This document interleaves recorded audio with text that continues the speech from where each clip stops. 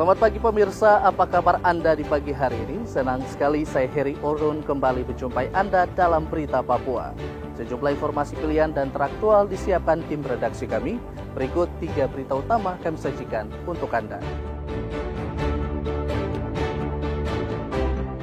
Kelelahan saat pengamanan pemungutan suara ulang, seorang polisi meninggal dunia di Kabupaten Kepulauan Yapen.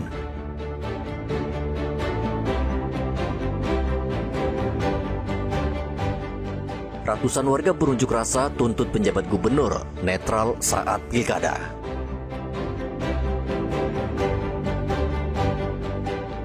Lomba makan kerupuk dan balap kelereng di perbatasan Papua Nugini meriahkan HUT kemerdekaan.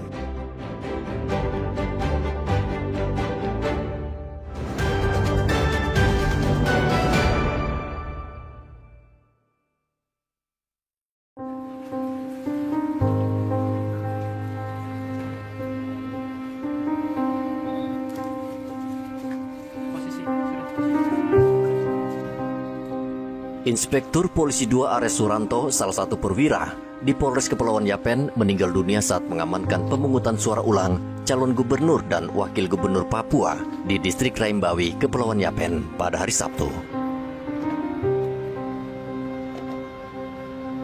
Ares diduga mengalami kelelahan saat bertugas mengawasi proses pemungutan suara.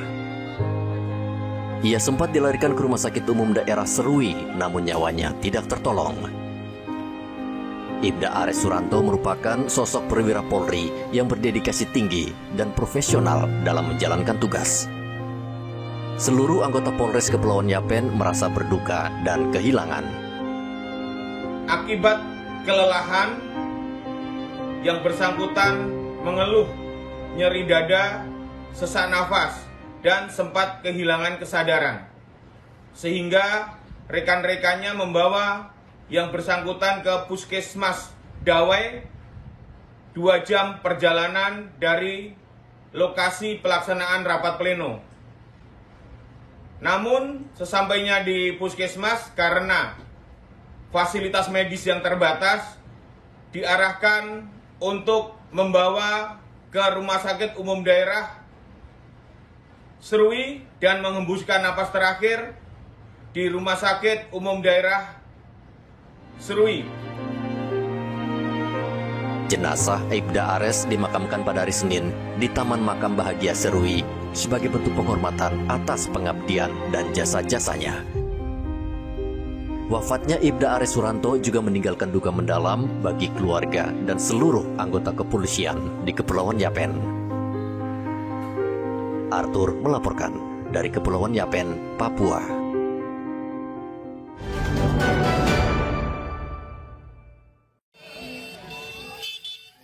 Ratusan warga Jayapura turun ke jalan mendesak penjabat gubernur Papua hingga penyelenggara pemilu bersikap netral dalam pemungutan suara ulang di Papua.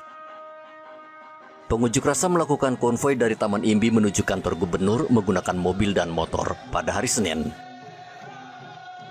Para tokoh agama dan tokoh masyarakat ini mendatangi kantor gubernur Papua pada Senin pagi. Mereka berorasi untuk menarik perhatian penjabat gubernur, namun mereka hanya diterima oleh penjabat Sekda, Susana Wanggai.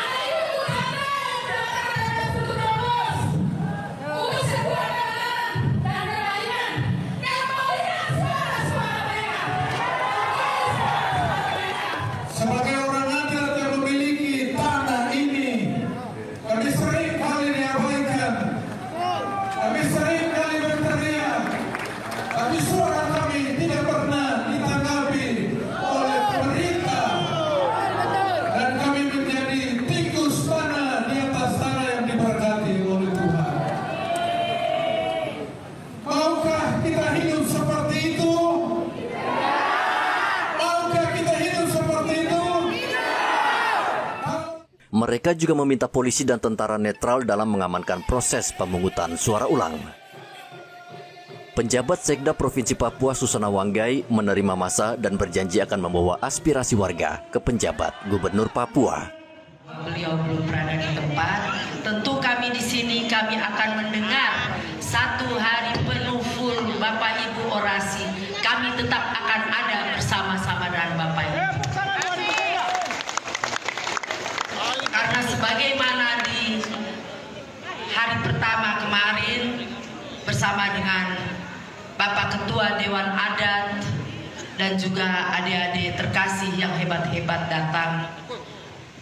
Kami juga di situ menyampaikan bahwa komitmen kita semua untuk membawa demokrasi di Papua ini secara adil. Ya, betul. Untuk itu kami akan ada di sini. Apa yang akan disampaikan tentu akan kami sampaikan kepada Bapak Gubernur dan tentu juga kepada pemerintah. Usai menyampaikan aspirasi, ratusan warga langsung membubarkan diri dengan tertib. Hingga saat ini rekapitulasi suara tingkat kecamatan masih berlangsung. Pleno rekapitulasi tingkat provinsi juga sudah dibuka dan baru 1 kabupaten yang telah menyelesaikan rekapitulasi suara. Arthur melaporkan dari Kota Jayapura, Papua.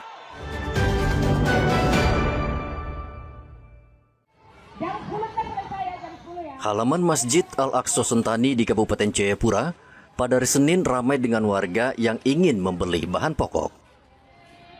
Polda Papua sengaja menggunakan halaman masjid menjadi pasar murah. Kesempatan ini dimanfaatkan pengusaha UMKM dan mitra kolaborasi yang menawarkan bahan pokok yang murah. Warga senang karena mereka membeli sembako dengan harga murah. Ini pasar murah ini masyarakat sangat antusias menyambut kegiatan ini. Kita bisa saksikan di lapangan itu bahwa masyarakat senang sekali apabila pelaksanaan ini terus berjalan betul-betul sampai tanggal 17 karena masyarakat ini mendapatkan beberapa barang yang cukup murah, terutama beras, makanan pokok, kemudian barang-barang lain, dan ini didukung penuh oleh Polda Papua. Pangan murah berupa beras bulog yang dijual kita ke masyarakat di bawah daripada harga di pasaran, maka dengan antusias seluruh masyarakat bisa mengambil bagian, yaitu dengan membeli beras murah ini minimal tiap pakai itu 2 karung, yaitu 10 kg begitu. Selain pasar murah, kegiatan ini juga menjadi ajang promosi produk UMKM lokal, mulai dari makanan, kerajinan, hingga kebutuhan rumah tangga. Polda Papua berharap program ini dapat meringankan beban ekonomi masyarakat. Warga berharap kegiatan seperti ini rutin dilakukan karena sangat membantu perekonomian. Riantonai melaporkan dari Kabupaten Jayapura, Papua.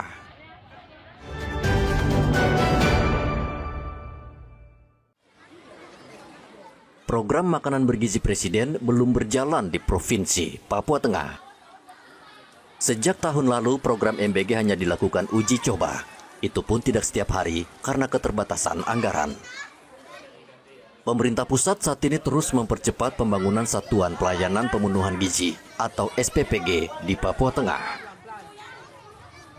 Fasilitas ini menjadi pusat pengelolaan dan distribusi makanan bergizi bagi masyarakat, khususnya anak-anak dan kelompok rentan. Pembangunan Satuan Pelayanan Pemenuhan Gizi atau SPPG di Papua Tengah ditargetkan rampung akhir Oktober mendatang.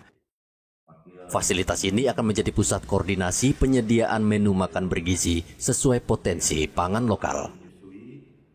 Kepala Badan Gizi Nasional Dadan Hindayana mengatakan pengelolaan SPPG akan melibatkan warga setempat, sehingga petani, peternak, dan nelayan lokal dapat merasakan dampak ekonomi langsung. Makan bergizi ini meskipun nanti kita akan disesuaikan dengan kearifan lokal. Dan kami tadi sudah sampaikan bahwa wilayah Papua ini kemungkinan besar akan diadaptasi berbasis kondisi lokal. Jadi karena masing-masing wilayahnya berat, jadi kami memastikan bahwa kami ingin berkolaborasi dengan seluruh pemerintah daerah untuk Satgas internal koordinasi jalan, dan kami nanti akan mendampingi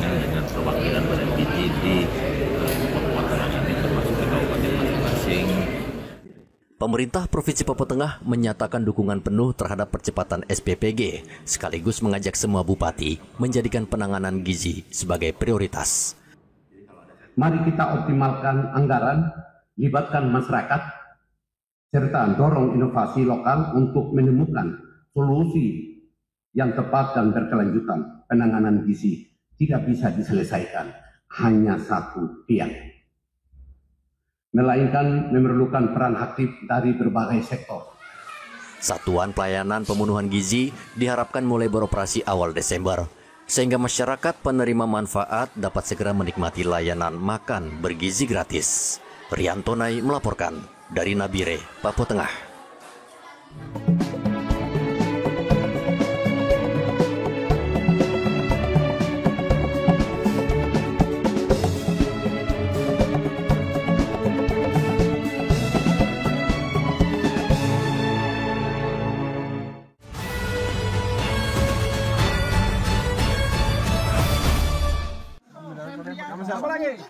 Puluhan anak di Kampung Kalipai, Distrik Waris, Kabupaten Kerom, senang karena bisa ikut lomba makan kerupuk. Poskotis Satgas Yonif 512 Kie sengaja menggelar lomba makan kerupuk untuk memeriahkan HUT kemerdekaan. Meski berada di ujung perbatasan Papua Nugini, perlombaan berlangsung semarak dan meriah. Selain makan kerupuk, juga digelar balap kelereng sehingga menambah kemeriahan di Kampung Kalipai. Lomba memasukkan paku ke dalam botol juga menambah semarak warga di kampung itu. Tak hanya anak-anak, warga dewasa juga turut menyemangati dan memberikan sorakan meriah. Selain juara lomba, seluruh warga yang hadir mendapat bingkisan dari Satgas sebagai wujud kebersamaan. Kami masyarakat Distrik Waris mengucapkan banyak terima kasih kepada abang-abang pos atas Hari Kemerdekaan Republik Indonesia pada tahun ini. Abang-abang pos 512 Distrik Waris, mantap sekali. Usai lomba, warga dan prajurit makan bersama sebagai bentuk mempererat tali persaudaraan di wilayah perbatasan Papua Nugini. Riantonai melaporkan dari Kerom, Papua.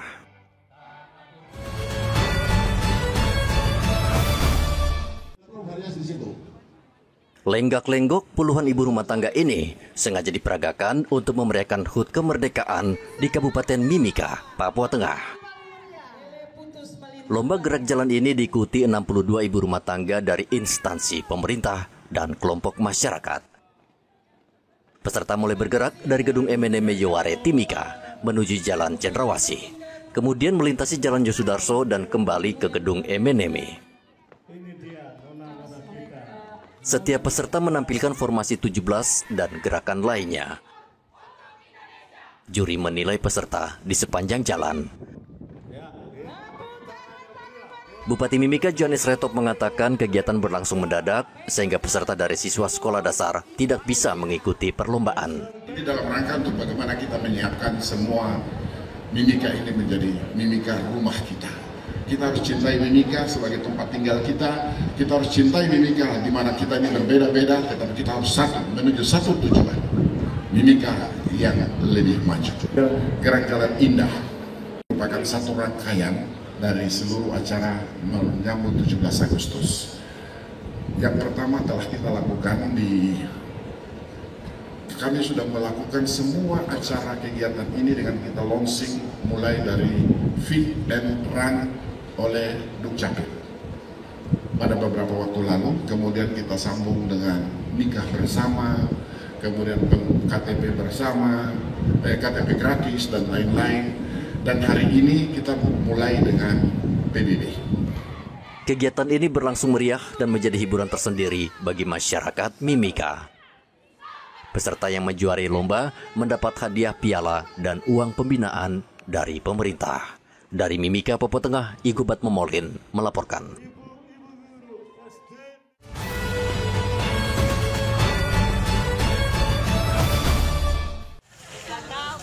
Mahalnya harga sejumlah bahan pangan di Merauke seperti cabai, sayuran, dan komoditas lain memicu naiknya angka inflasi daerah. Faktor cuaca yang tidak mendukung membuat pasokan berkurang, sehingga warga kesulitan mendapatkan bahan pangan tersebut. Kadis Perindakop Merauke Eris Rumlus mengatakan saat ini inflasi naik cukup signifikan mencapai posisi 5,4%, sehingga Merauke menjadi tertinggi di seluruh Indonesia. Kita tertinggi di Indonesia untuk inflasi di bulan Juli ini. Bulan Juli ya, dikarenakan itu dari bahan pangan kita. Bahan pangan kita di mana kita tahu bahwa akhir-akhir ini kan hujan ini. Hujan ini tidak menentu sehingga itu mengakibatkan banyak gagal panen dan mengganggu petani dalam menanam khusus untuk bahan pangan ini. Contoh saya seperti cabai itu kan antara 120 sampai 150 ribu per kilo saat ini. Dan juga sayur mayur yang banyak yang gagal. Seperti itu. Jadi inflasi kita di bulan Juli 2025 ini itu karena terganggu oleh pasokan pangan, oleh iklim cuaca kita yang memang berubah sekali di tahun ini. Perindako berharap masyarakat, terutama pelaku usaha, dapat menjaga pangsa pasar untuk mempertahankan stabilitas harga dan ketersediaan stok di pasar. Muhammad Ridwan melaporkan dari Merauke, Papua Selatan.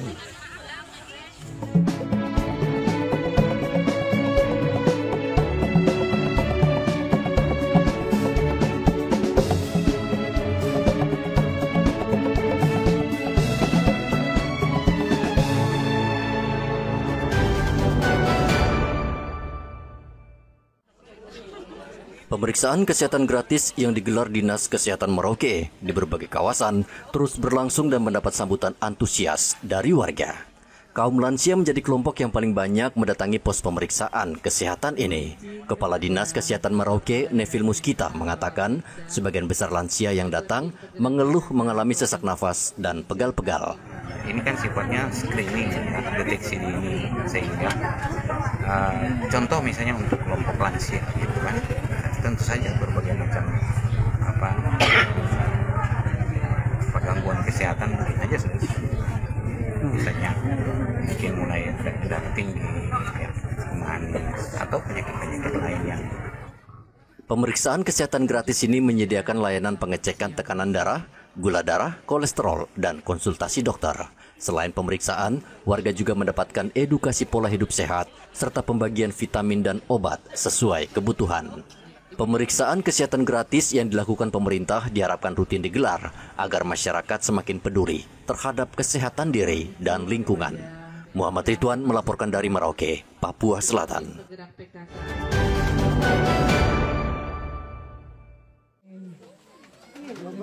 Mateus, petani bibit sayuran dan pupuk di Kabupaten Mimika ini senang karena menerima bantuan bibit dan alat pertanian dari tim penggerak pemberdayaan dan kesejahteraan keluarga. Bantuan yang diberikan berupa bibit tanaman sayuran, pupuk, serta mesin penyemprot hama. Ada 3 kelompok tani yang menerima bantuan. Mereka berharap bantuan dari pemerintah rutin disalurkan agar mereka makin semangat bertani. Pupuk, bibit, semua Pak Lurah yang kasih kita.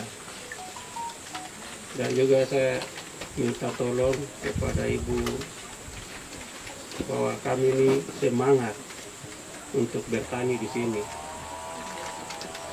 Jadi tolong kami,